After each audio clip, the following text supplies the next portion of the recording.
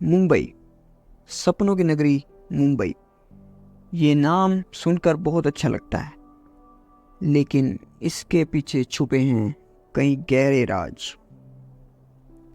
दोस्तों, आपने मुंबई अंडरवर्ल्ड की बहुत सी कहानियां सुनी होंगी, पर आज की कहानी में हम किसी व्यक्ति विशेष की नहीं, बल्कि अंडरवर्ल्ड की काली दुनिया की शुरुआत मुंबई में कैसे हुई, कब हुई और क्यों हुई, कौन इसका बेताज बादशाह रहा, किसने मुंबई पर सबसे ज़्यादा राज किया, गैंग्स की राइवलरी और इनका खात्मा मुंबई से कैसे हुआ।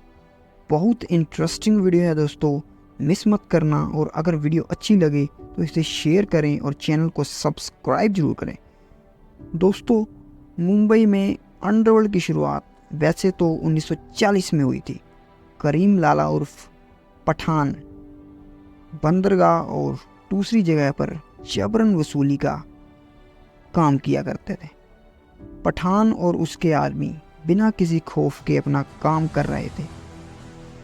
किसी के पास कितना भी पैसा हो, पर हर कोई आदमी अपना राज स्थापित करना चाहता है।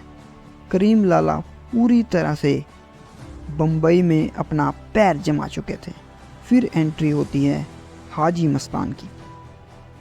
साउथ से आए हुए हाजी मस्तान पहले अपने पिता के साथ साइकिल बनाने का काम करते थे और फिर वो बॉम्बे डॉक पर कूली का काम करने लगे।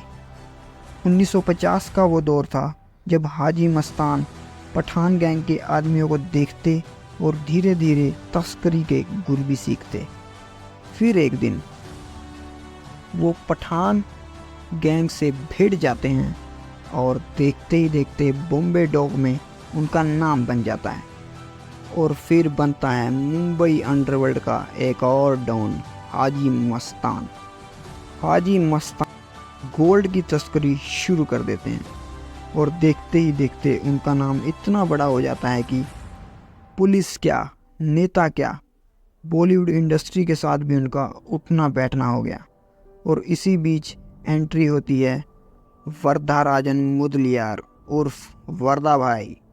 ये भी हाजी मस्तान की तरह साउथ से ही आए हुए थे और लगभग उसी दौर में एक्टिव हुए।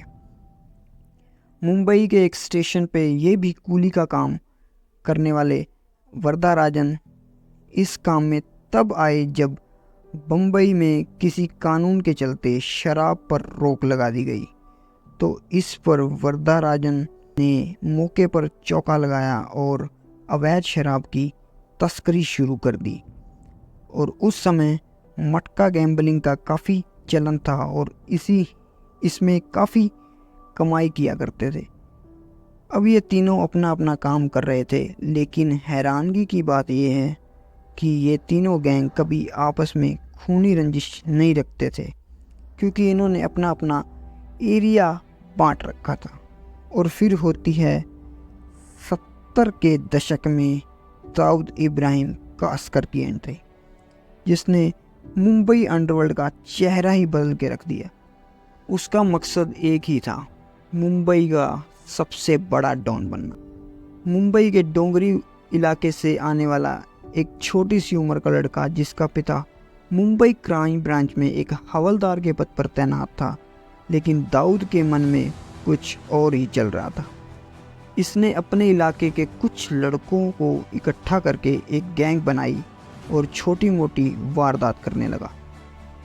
दाऊद का बड़ा भाई शब्बीर इब्राहिम पहले से ही इस धंधे में था। दाऊद कुछ समय तक मुंबई पुलिस खबरी भी रहा, पर इसके दिमाग में कुछ और प्लान चल रहा था।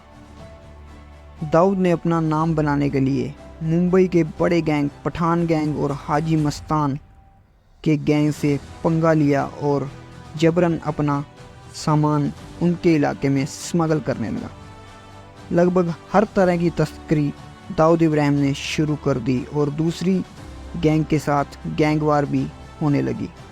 धीरे धीरे दाऊद का खौफ मुंबई में बढ़ने लगा और पठान, हाजी मस्तान और वरदाराजन अपनी उम्र के साथ साथ अपनी पकड़ भी ढीली छोड़ने लगे।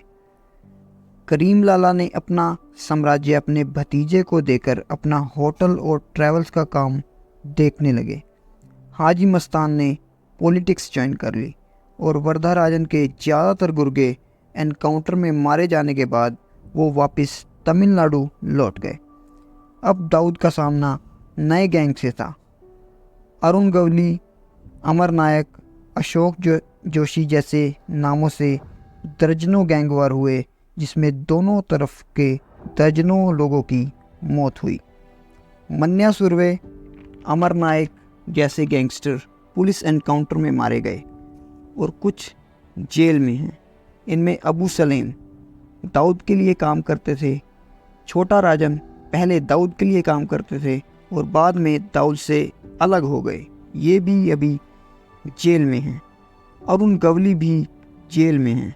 छोटा शकील, दाऊद इब्राहिम भारत से फरार हैं, जो कि अभी तक भी मुंबई पुलिस के हाथ नहीं आए।